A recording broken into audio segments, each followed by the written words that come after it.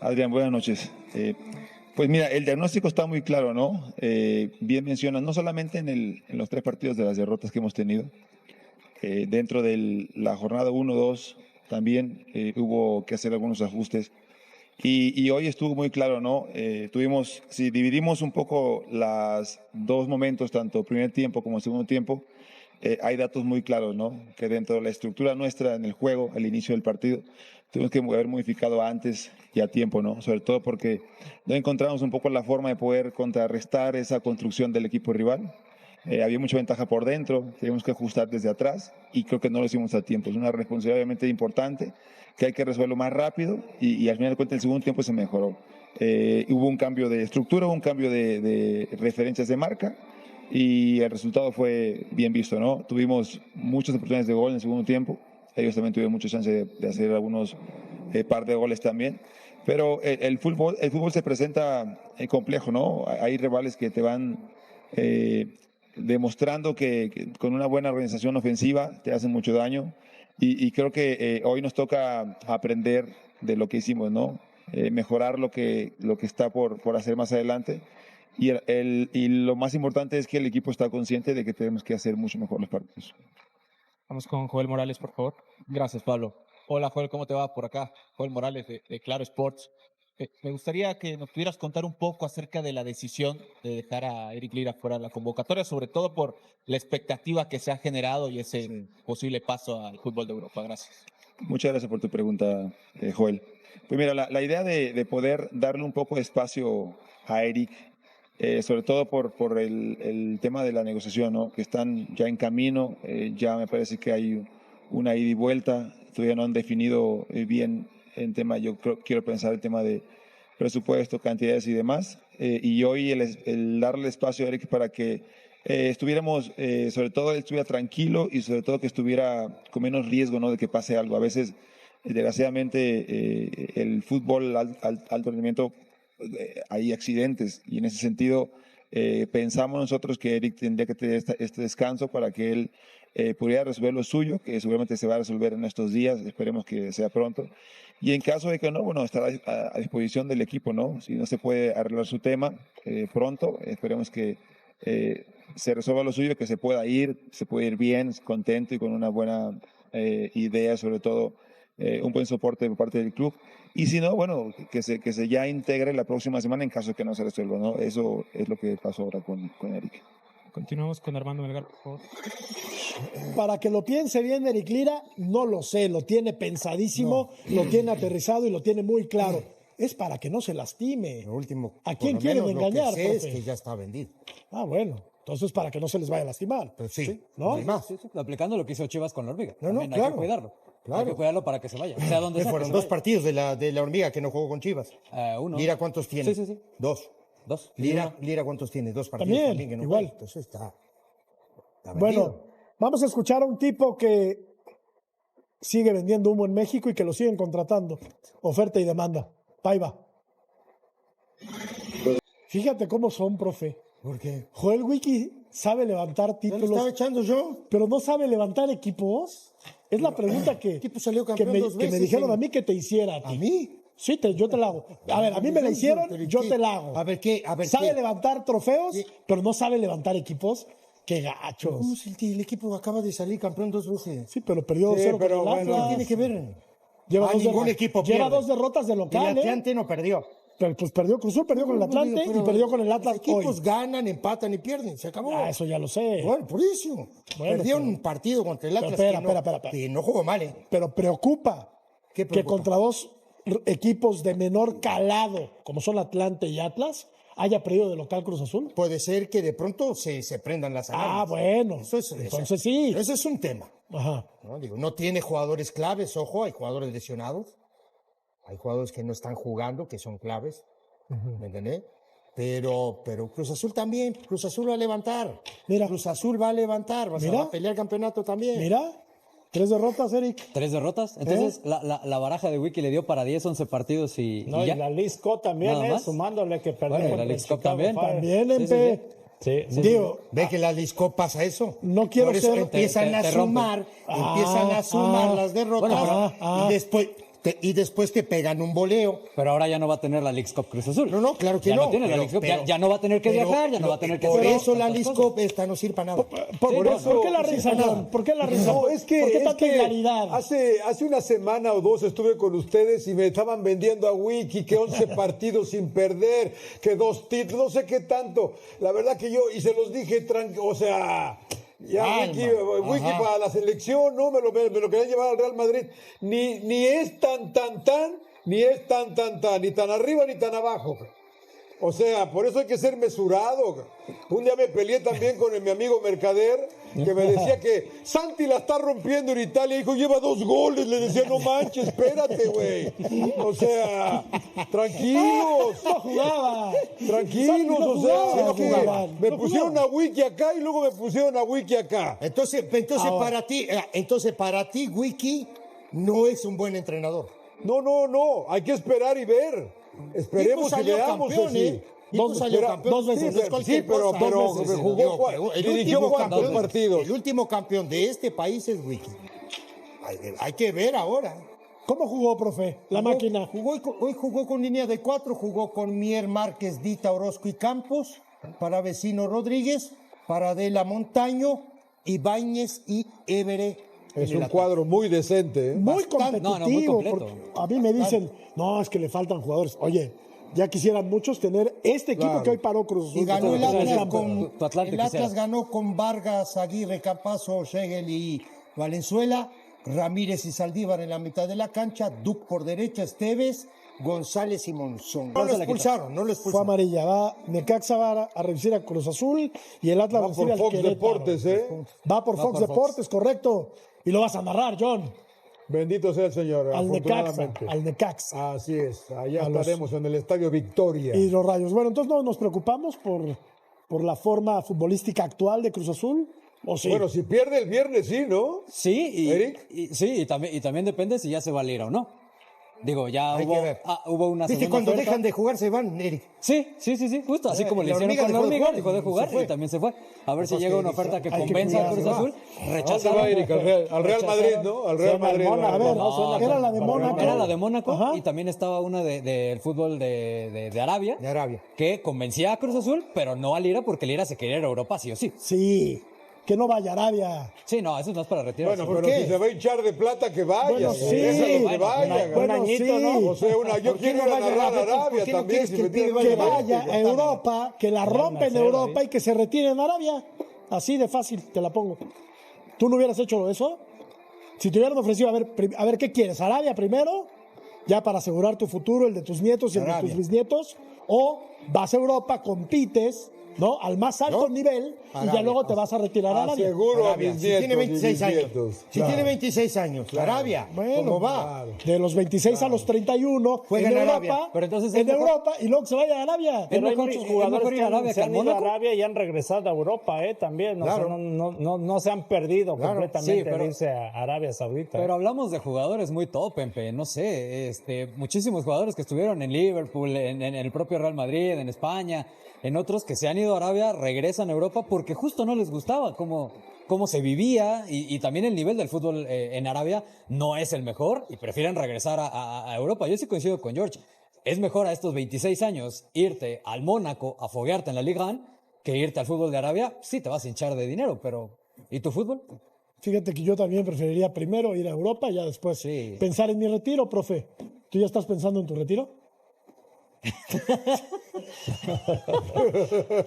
Pregúntale a Claudio. Venos aquí, Ceci, ¿no? Venos aquí, ¿no? Nos hubiéramos ido a Arabia. Pregúntale ya a ves. Claudio. Ay. Bueno, antes de ir a la pausa, John, ¿ya se nota el sello de Hernán Crespo en el Atlas? Yo pensé que El era Atlas Yo creo que sí, ¿no? Pues está en segundo lugar de la tabla, o sea. Yo creo que sí, pero vamos a ver. Veo algunos cambios en esta alineación. Ya no veo a Aldo Rocha. Ya no veo a algunos de los viejos del Atlas. Mira el Atlas, ¿dónde anda? Segundo lugar, Julio Furch y a 12 Quiñones. puntos. Uno por detrás del América, nada más. Que el América se puede caer en cualquier momento, ¿eh? Te lo anticipo. por la Mira fecha Cruz Azul, 10, 12, Miren a Cruz Azul. La Porque América máquina también tiene que viajar está a en la Leagues Cup. posición número 12. Sí. América tiene que viajar al Alex. No esperábamos después de 5 jornadas ver a Cruz Azul tan abajo en la tabla. Y No, Atlas me lo ahí, habían vendido como que No, ¿sabes por qué, el John? Porque bicampeón. aparte el calendario parecía cómodo para la máquina, ¿no? O sea, Atlante, Atlas, parecía muy verdad, cómodo. Perdió los es dos. verdad. Ahí dejó ahí 6 puntos. Sí, que le sí. pueden pasar factura al Sí, final de la sí, temporada. estoy de acuerdo ¿no? contigo. En ese sentido, sí, pues no puedes, contra estos equipos no puedes dejar ir puntos que son claves al final. Claro. Por eso yo te decía ayer, creo que te comentaba el tema del América. América se va a enfrentar con los equipos pesados más adelante. Sí, pero va a tener un colchón. Sí. Sí, me Porque le entiendes, ganó a sí. los que tenía que ganarle, ¿no? Pues sí, Les ganó. Sí, le ganó a Querétaro, le Claro. ganó a Santos. Sí. Hizo la tarea. Le ganó a Juárez. No le pudo Pero a ganar al Santos, Atlante. a Santos le ganan todos, no ha sumado ni un punto. Oye, Y a Juárez también. ¿no? lo de Paiva es Atlante perdió con Tigres. lo de Paiva es un cachondeo. Sigue en el fútbol mexicano. Vamos a ir a la pausa, regresamos. Eric Lira está a un paso de dejar Cruz Azul rumbo a Europa. Raúl Potro Gutiérrez ya es el nuevo entrenador del equipo femenino. El plantel masculino cayó ante Atlas en un partido manchado por la polémica arbitral. Y la afición, cansada, ya eligió a sus primeros responsables. 4 noticias, un mismo club y una sola pregunta flotando en el ambiente. ¿Qué está pasando puertas adentro de la máquina en este arranque de Apertura 2026? Antes de meternos de lleno en cada uno de estos temas, déjanos tu like y contanos en los comentarios cuál de estas historias te preocupa más, porque hay tela para cortar en todas.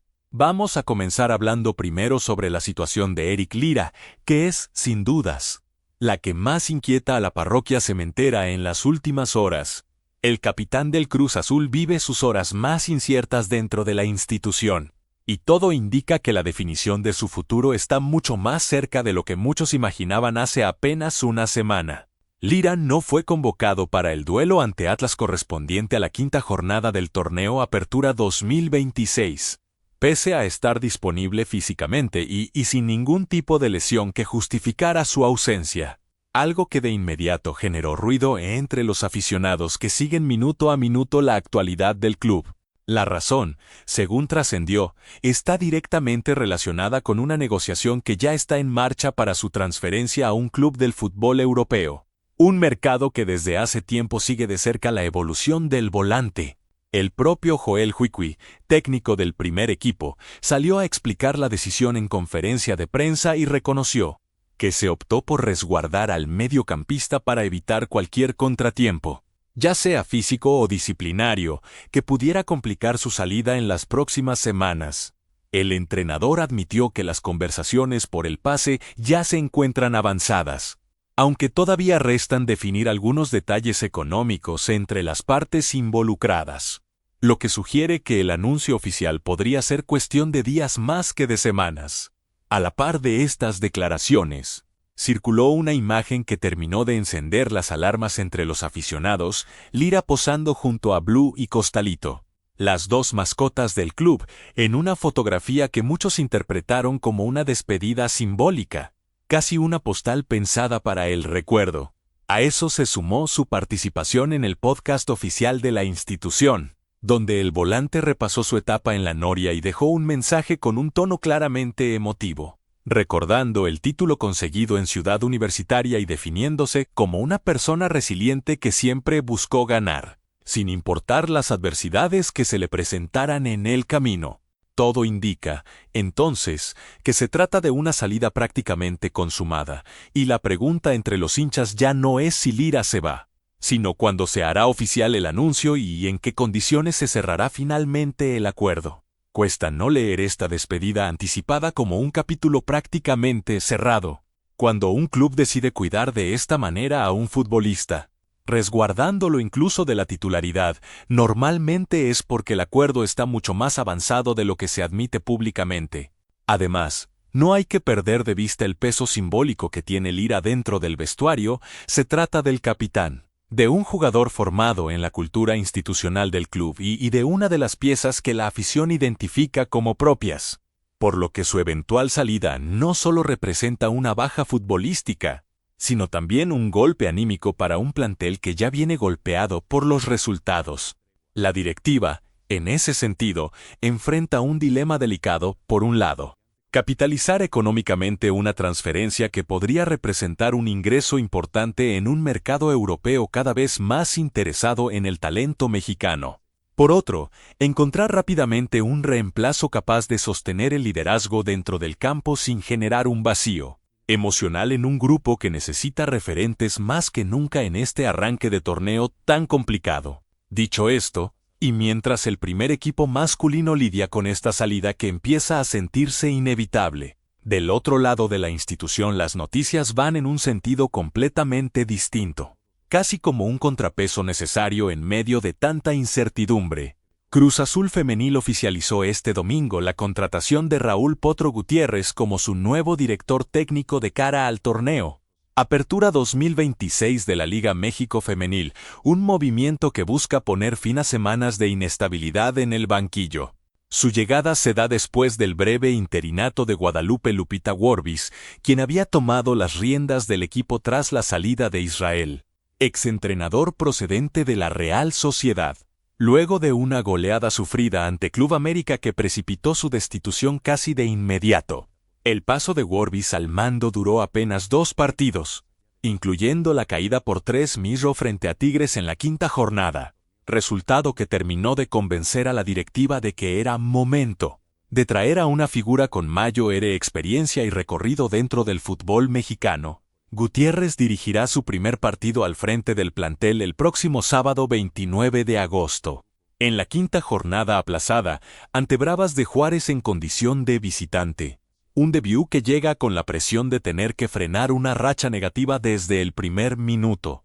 Su vínculo con el club se extiende por 2 torneos, abarcando tanto el actual Apertura 2026 como el Clausura 2027, lo que en la práctica se traduce en un proyecto pensado para un año completo, aunque probablemente condicionado, como suele suceder en el fútbol mexicano, a los resultados que se vayan obteniendo en el camino.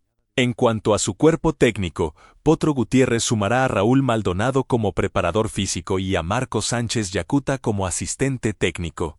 2 incorporaciones nuevas que se integrarán a la estructura ya existente dentro del club. La sorpresa llegó con la confirmación de que Guadalupe Warbis continuará formando parte del cuerpo técnico, ahora en un rol de asistente, lo que muestra cierta continuidad institucional pese al cambio en el banquillo principal, y evita una ruptura total con el proceso anterior. Vale la pena recordar, además, los números de Gutiérrez como entrenador del primer equipo varonil, etapa que se dio entre 2022 y 2023. En ese periodo dirigió 15 partidos oficiales de Liga México, con un saldo de 6 victorias, 3 empates y 6 derrotas, para un porcentaje de rendimiento del 47%.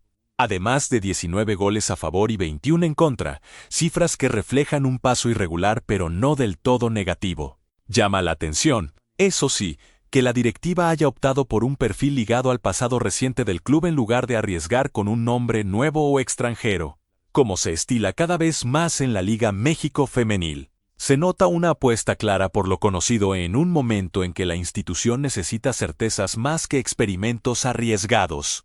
Vale la pena señalar también que la elección de Gutiérrez llega en un contexto donde varios clubes de la Liga México Femenil vienen apostando por perfiles jóvenes o extranjeros con experiencia específica en el fútbol femenil, por lo que Cruz Azul se aparta un poco de esa tendencia y confía en un entrenador formado principalmente en las categorías varoniles. Esa decisión puede leerse de 2 maneras, como un respaldo a la solidez táctica y a la disciplina que suele caracterizar a Gutiérrez en los banquillos que ha dirigido, o como un riesgo, ya que la adaptación al ritmo y a las particularidades del fútbol femenil no siempre es automática, incluso para entrenadores con un currículum extenso en la rama masculina.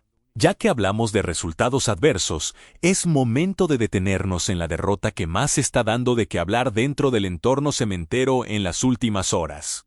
La caída por 2-0 ante Atlas en condición de local, correspondiente también a la quinta jornada de la Apertura 2026 y disputada durante la noche del sábado. El equipo de Joel Huicui lució desarticulado durante el primer tiempo, sufriendo especialmente en la salida de balón y en la contención del mediocampo rival. algo que se notó desde los primeros minutos y que terminó pasando factura de manera concreta en el marcador. Esa desconexión derivó en 2 goles en contra convertidos por Edgar Saldívar y Florian Monzón, ambos dentro de la primera mitad, lo que obligó al Cruz Azul a salir a buscar el partido desde una posición incómoda. El complemento mostró una ligera mejoría gracias a los cambios realizados por el cuerpo técnico, con el equipo generando ocasiones claras que, sin embargo, no se tradujeron en goles. Agustín Palavecino estrelló un remate en el travesaño en una de las jugadas más claras del partido, y Nicolás Ibáñez desperdició una oportunidad inusitada sobre el final, en una noche que terminó de encender el descontento de la afición presente en el estadio. En la conferencia posterior al encuentro, Wikwi no eludió la autocrítica y reconoció que los ajustes defensivos debieron llegar antes en el partido, ya que el conjunto rival tuvo una ventaja clara en la zona media que el Cruz Azul no logró neutralizar a tiempo. Un diagnóstico que el propio entrenador calificó como una responsabilidad significativa que debe resolverse con mayor rapidez. El entrenador también destacó la reacción del equipo en la segunda mitad, señalando que el cambio de formación y de marcaje mejoró el funcionamiento colectivo, aunque insistió en que el fútbol actual exige corregir estos errores mucho antes de cara a los siguientes compromisos del calendario. Pero más allá del funcionamiento futbolístico y de los ajustes tácticos, lo que verdaderamente encendió la polémica en redes sociales y en los programas deportivos fue el primer gol de Atz. En la jugada, Edgar Saldívar utilizó ambas manos para apoyarse sobre Ignacio Márquez y ganar la posición antes de saltar y anotar de cabeza.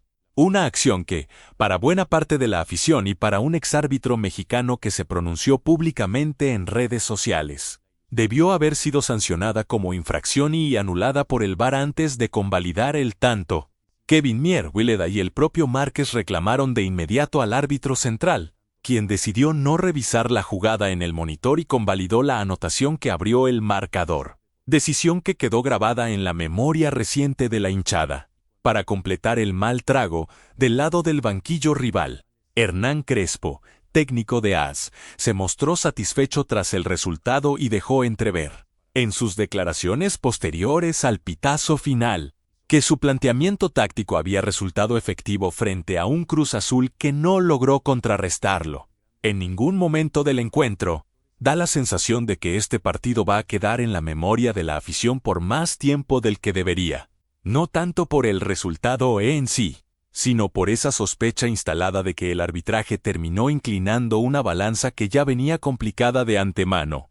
Lo cierto es que este tipo de episodios, cuando se suman a una racha de resultados negativos, terminan alimentando un relato mucho más amplio dentro del entorno del equipo.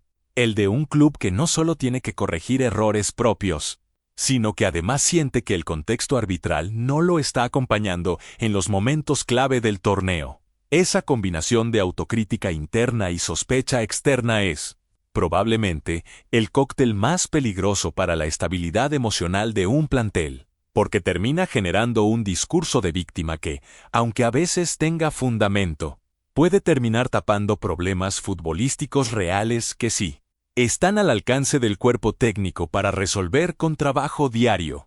En medio de este panorama tan cargado de frustración, buena parte de la afición cementera decidió no dirigir sus críticas hacia algún futbolista en particular, como suele ocurrir tras una derrota dolorosa, sino hacia el propio Joel Figi, a quien señalan como el principal responsable del mal momento futbolístico que atraviesa el equipo, con comparaciones incluso hacia otros técnicos que tuvieron pasos complicados por la institución en los últimos años.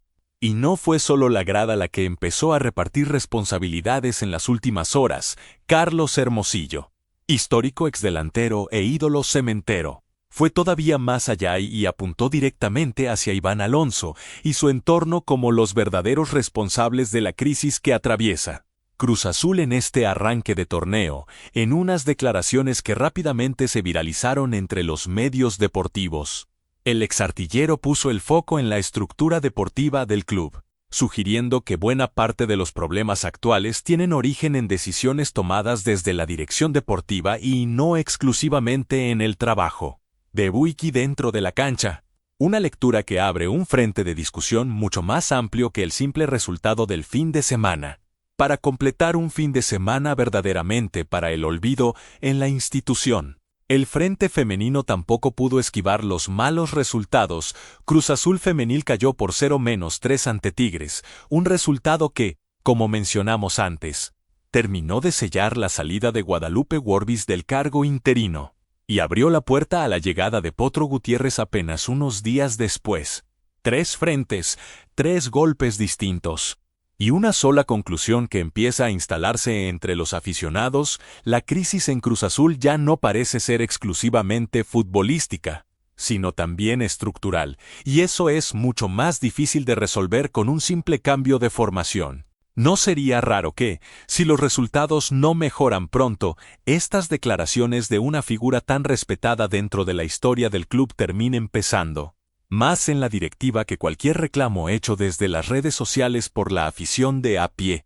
Conviene recordar, además, que este tipo de cuestionamientos hacia la dirección deportiva no suelen quedar en el aire por mucho tiempo dentro de instituciones tan mediáticas como Cruz Azul. Tarde o temprano generan una respuesta pública, ya sea en forma de refuerzos concretos para el próximo mercado de pases, de cambios internos en el organigrama, o directamente de un respaldo explícito hacia Iván Alonso por parte de la directiva. Cualquiera de esos caminos dejará más claro hacia dónde apunta realmente el proyecto deportivo del club en el mediano plazo, algo que hoy todavía no termina de estar del todo definido para buena parte de la afición, cambiando por completo el eje de la conversación y como para tomar un poco de aire en medio de tanta noticia negativa. Hay un tema que viene tomando cada vez más relevancia dentro del funcionamiento del plantel y que, a diferencia de todo lo anterior, sí deja una lectura positiva para el futuro: la regla sub-23 y la participación de los jugadores más jóvenes de la cantera cementera. Tras la 5ª jornada, Cruz Azul se ubica en la 10ª posición de la tabla que mide los minutos acumulados por futbolistas menores entre todos los equipos de la Liga México, con un total de 325 minutos disputados hasta el momento, luego de sumar 72 minutos adicionales durante el partido frente a ATS. El club necesita completar 1.170 minutos a lo largo de todo el torneo para cumplir con la normativa, por lo que todavía restan 845 minutos por disputar en las próximas 12 jornadas.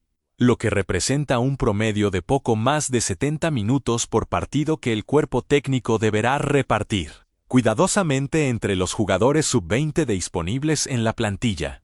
Cabe recordar que en el semestre anterior, durante el clausura, la institución tuvo que cumplir con esta normativa prácticamente contrarreloj, sumando minutos de apuro en las últimas fechas, por lo que en esta ocasión Juicui no debería confiarse pese a que, tras 5 fechas disputadas, la situación no representa todavía un problema inmediato para el club. Los futbolistas que hasta el momento suman minutos bajo esta regla son Luca Romero, Rogelio González, Iván Silva, Javier Suárez y Emiliano Castañeda.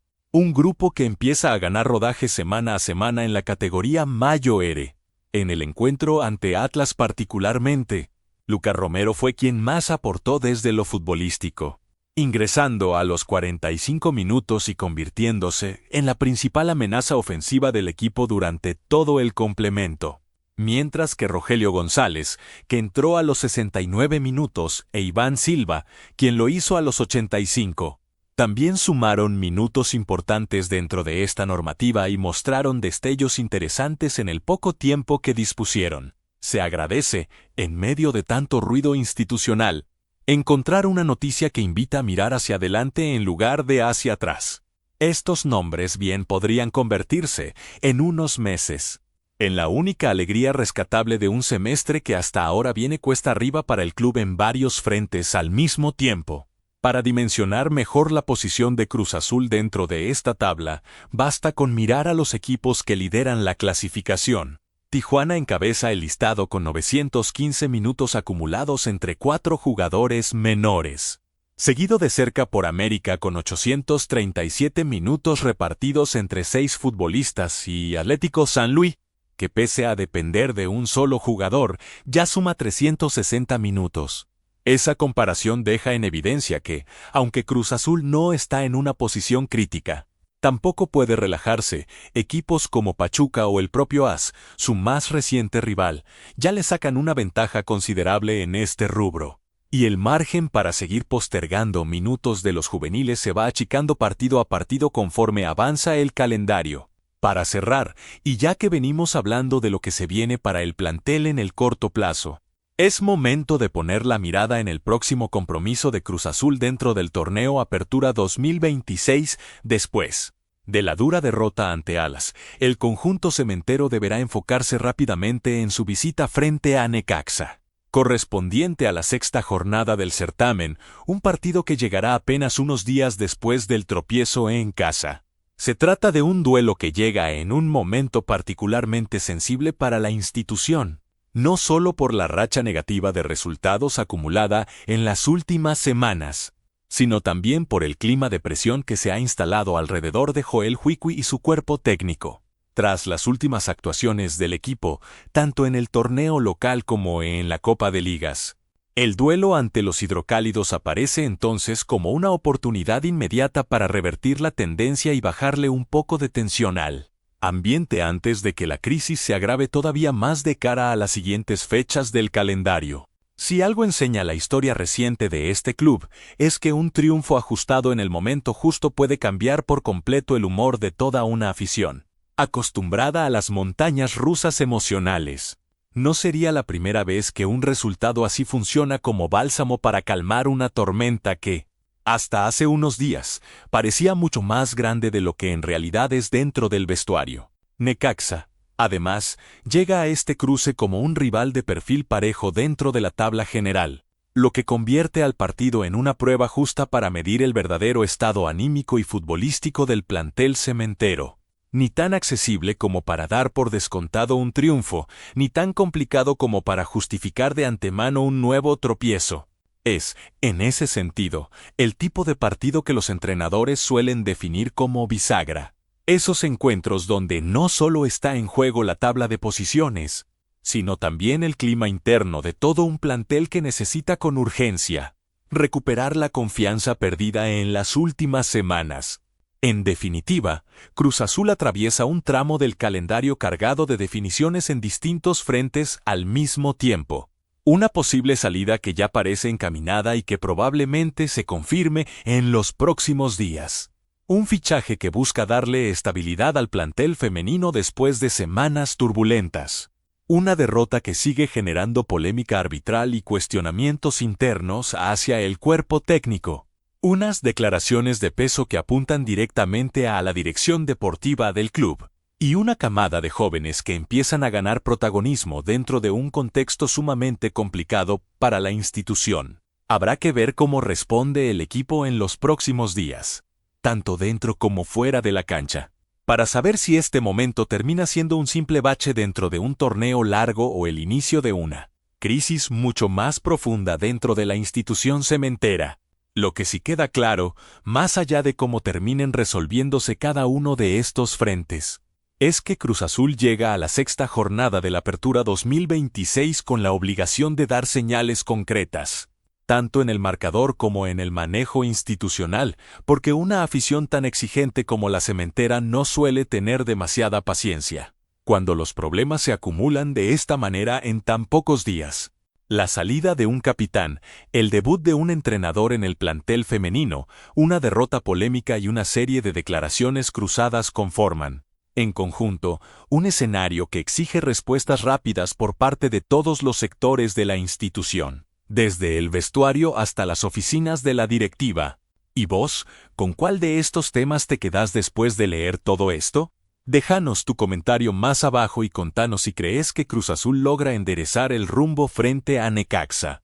Porque esta historia recién empieza y seguramente va a dar mucho más de qué hablar en los próximos días dentro y fuera de la cancha.